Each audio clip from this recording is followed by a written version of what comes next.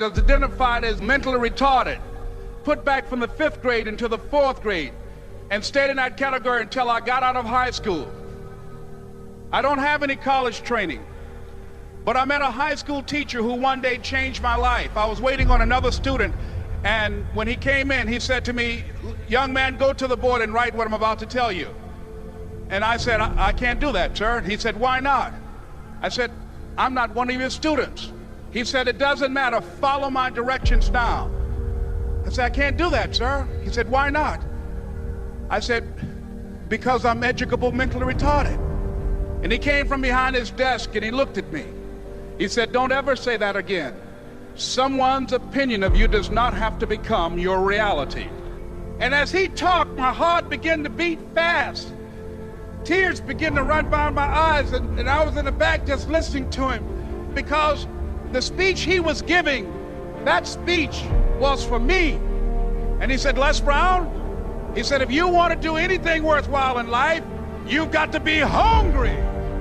I told Mr. Washington I wanted to become a disc jockey. And so I started working to develop myself. He said, "I want you to practice every day being a disc jockey." I said, "But I don't have any job now." He said, "It doesn't matter." He said that it's better to be prepared for an opportunity and not have one than to have an opportunity and not be prepared. And as I was working to develop myself, I applied for a job as a disc jockey, WMB, on Miami Beach. I went to a guy named Milton Butterball. I said, "How you doing, Mr. Butterball? I'd like to get a job as a disc jockey." He looked at me, he said, "You have any broadcast background?" I said, "No, sir, I don't." "You have any journalism background?" I said, "No, sir, I don't." He said, "We don't have any jobs available." I said, "Yes, sir."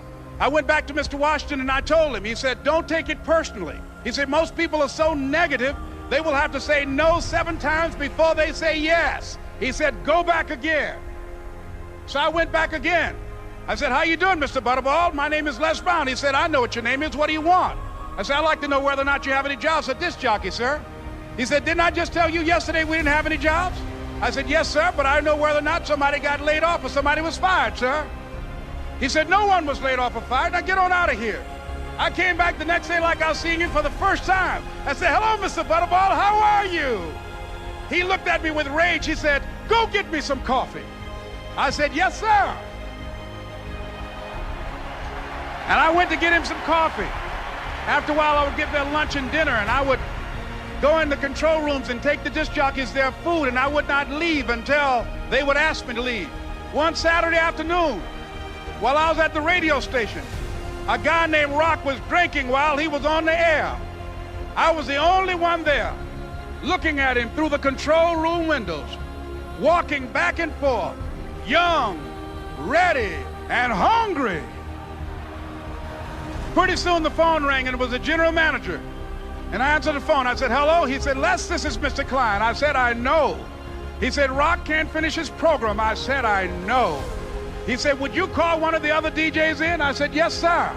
I hung the phone up. I said, "Now he must think I'm crazy." I called my mom and my girlfriend, Cassandra. I said, "Y'all turn up the radio and come out on the front porch. I'm about to come on the air."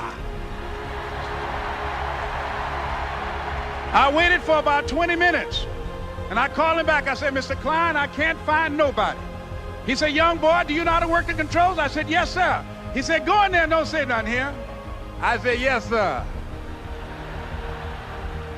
I couldn't wait to get behind those controls. I put on an old Stevie Wonder record called Fingertips.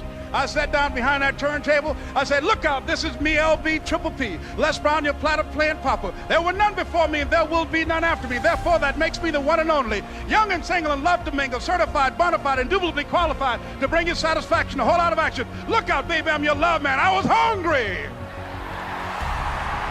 I was hungry. You got to be hungry. Begin to know that you have greatness within you. And if just one of you here begin to envision yourselves as being blessed and highly favored to reach your goals, if just one of you capture the essence of what that means, that you have greatness within you and a responsibility to manifest that greatness, that you can make your parents proud, you can make your school proud, You can touch millions of people's lives, and the world will never be the same again because you came this way. It was hard, ladies and gentlemen, coming to speak to people. And I was facing financial difficulties in my own life. I was behind on my bills and my dreams, and I'm saying to them, you can live your dream. It was hard, ladies and gentlemen. It was very difficult to pick myself up each day believing that I could do it. There were times that I doubted myself. I used to ask myself, can I do this?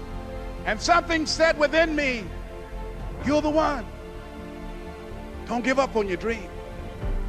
By continuing to push forward, by continuing to run toward my dream, that one day I would have my own talk show.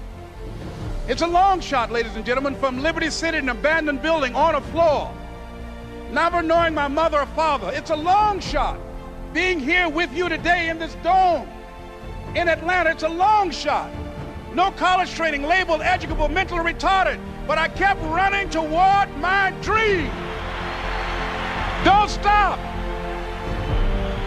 Don't stop running toward your dream.